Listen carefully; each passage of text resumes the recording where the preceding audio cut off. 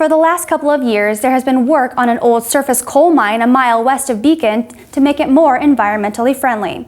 The coal mine was contaminating the land in Muchakinock Creek.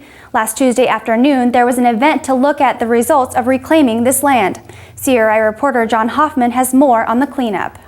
It might look like a big sandbox with a bunch of dirt pushed around, but it's much more than that. Below the dirt used to be an old coal mine. The Wester Camp abandoned mineland site was mined in 1950 and has since been left unreclaimed from that disturbed manner. The coal mine came in, they started at water level, and they mined into each of the banks on either side of the creek.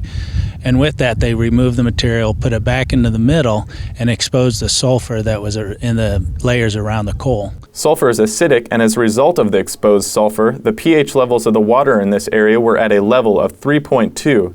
A neutral pH level is 7.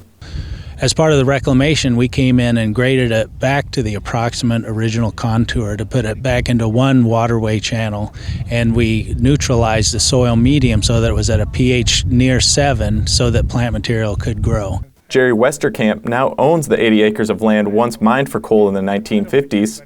He agreed to the project to reclaim the land sized at almost 80 football fields and didn't have to pay anything for the work to be done.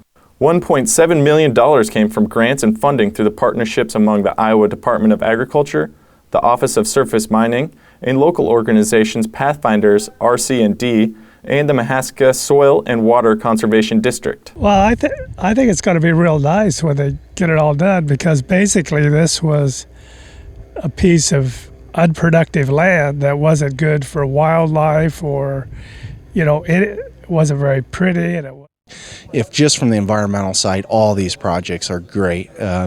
It's just so much acid wash that gets into this Muchakinock, and once those waters get so low in pH, then fish and aquatic life can't live in it. Iowa Secretary of Agriculture Bill Northey was at the event to show his support, saying the project is a step in the right direction, but there is much more work to be done to improve water quality in Iowa.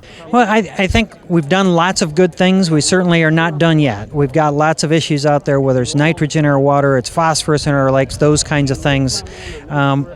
It will involve lots of pieces. It'll involve not only farmers putting practices on their land, terraces and grass waterways, but also involve public institutions. For CRI News, I'm John Hoffman. The project will be a success if pH levels remain around 7 for years to come.